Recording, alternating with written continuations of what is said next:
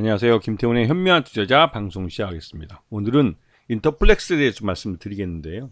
인터플렉스는 영풍그룹의 계열사로서 이 FPCB를 전문으로 생산하는 업체입니다. 그러다 보니 삼성전자, 특히 이제 삼성전기를 통해 들어가는 이 FPCB에 대한 의존도가 굉장히 컸죠. 그래서 삼성전자의 스마트폰 모델이 성공하느냐에 따라서 생산량 자체가 연동돼서 움직였습니다. 그러다 보니 너무 오랫동안 삼성의 의존도가 높았기 때문에 이 거래처 다변화에 대해서 노력을 해왔고, 그 일환으로 중국 업체 BOE에 대해서도 일부 납품을 시작한 걸로 알려져 있습니다. 그리고 이 영풍그룹은 최씨 일가와 장씨 일가가 근 3대에 걸쳐서 같이 협동 경영이라고 할까요? 하지만 경영권 지분은 장씨 일가가 많이 갖고 있지만, 그렇다고 해서 최씨 일가를 내치지 않고 3대에 걸쳐서 협력하면서 공동 경영을 한다고 해도 과언이 아닐 정도로 서로 화합하면서 잘 회사를 키워온 것으로 평가됩니다. 근데 뭐 이게 3대가 지나면서 이 장씨 일가가 확실하게 경영권 지분을 늘려가는 거에 비해서 최씨 일가는 경영권 지분에 대해서 별로 관심이 없는 모습을 보이고 있어서 좀 색다른 면이 있긴 있습니다. 그리고 이것 때문에도 경영권 분쟁에 대한 말들이 나오지만, 이건 어디까지나 시장에서의 소문일 뿐이지 그렇게 두 집안이 싸우지 않고 전체적으로 영풍을 통해서 그룹을 잘 경영해 가는 것 같습니다.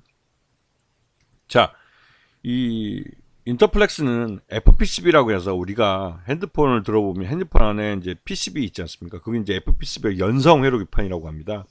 그 연성 회로기판을 아주 특화해서 만들고 있는 회사로 굉장히 이에 대해서는 기술력이 있는 회사로 알려져 있습니다. 그러다 보니 여러 가지 스마트 제품들, 그러니까 손에 들고 있는 작은 소형 기기들은 이 FPC를 많이 채용하고 있죠.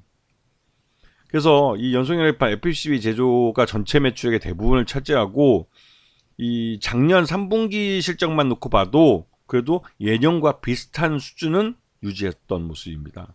그리고 연기열 포괄손익계에서도 작년과 비슷하게 매출액도 나왔고, 영업이익도 비슷하게 나오고, 또 당기순이익도 비슷하게 나오는데, 물론 소폭 줄긴 했습니다. 하반기에 그런 면이 좀 3분기 때 좀 실적이 둔화된 측면이 있어서 줄긴 했어도 전체적으로는 꾸준한 일정한 자기 시장과 또 어느 정도의 이 순익을 맞춰가는 그런 회사라고 볼 수가 있죠. 그리고 이 회사의 최대주주는 코리아 서킷하고 다른 계열사들로 전체 합쳐서 47.72%이기 때문에 경영권이 굉장히 안정되어 있는 회사로도 유명하죠.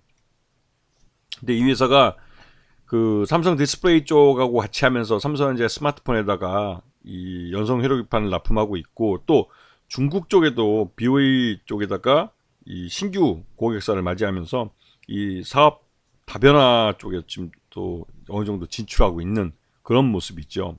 이게 이제 삼성에 대한 의존도를 낮춘다는 측면에서는 긍정적일 수 있습니다.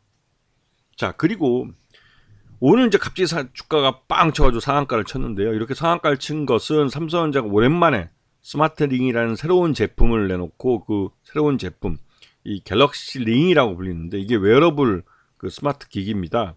이게 사람의 반지처럼 손가락에 껴가지고 그 사람의 신체 리듬이나 여러 가지 신체를 감시하고 또 관찰하고 하면서 이런 데이터를 축적해서, 또 이거 그 안에 뭐 전화 기능 들어있고 카메라 기능 들어있다고 하는데, 뭐 그렇게까지는 나올 수 있을지 모르겠고, 하여튼 그 링 하나에, 반지 하나에 여러 가지 기능을 할 수 있는, 특히나 이제 웨어러블이기 때문에 몸과 밀착해 있고, 그래서 신체 기능을 감시하고 또 어떠한 신체 변화들을 측정해낼 수 있는 그런 기능이 있는 걸로 알려져 있는데요.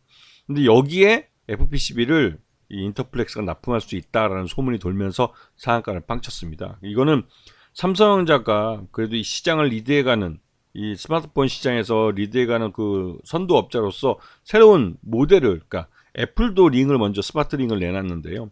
그와 비슷한 제품을 똑같이 내놓을 수 있다는 기술력을 선보이는 것이고, 또 이것은 중국 업체들이 아직까지 하지 않은 제품이기 때문에 기술적으로 앞서간다는 것을 증명시켜 주는 거죠. 거기에 인터플렉스가 나름대로 이 삼성전자의 기술력에 맞춰가는 부합해 갈 수 있는 그런 기술력 있는 FPCB 업체라는 것을 다시 한번 확인시켜 주는 겁니다. 그래서 인터플렉스가 지금 장중 상한가를 쳐버려서 거의 90도 각도로 그냥 급등을 해버렸는데요. 근데 거기다가 지난 3분기 실적을 놓고 봤을 때 3만 원 정도를 평가되는데 이게 그 반도 안 되는 11,000원 정도에 거래되고 있었기 때문에 이게 심대하게 저평가되어 있었다고 하는데요. 이거는 삼성전자의 이 스마트폰이 별다른 이 흥행을 못 내고 있습니다. 매년 삼성전자가 신제품들 갤럭시 S 시리즈나 이런 것들 내놓고 있지만 이게 시장에서 그 글로벌 시장에서 히트를 치는 모습을 보여주지 못하고 있는 상황이죠.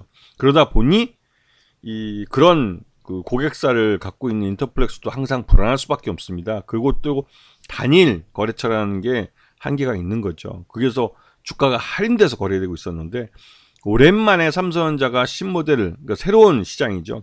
그 스마트 링이라는 새로운 시장을 내놓기도 하고 또 BOE라는 신규 수요처를 또 공급처를 이 인터플렉스가 찾아내면서 이에 대한 실적이 기존에서 이제 한번 점프업할 수 있는 그런 기회를 탐색하게 된 겁니다.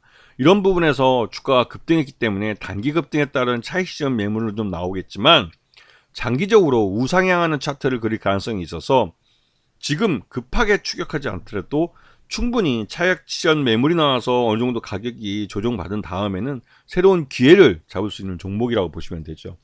길게 보면 지금 고점 이상으로 올라갈 가능성이 크고 결국은 실적대로 주가가 갈 가능성이 큰 종목입니다. 아시겠죠? 자, 오늘 방송 여기서 마치겠습니다. 감사합니다.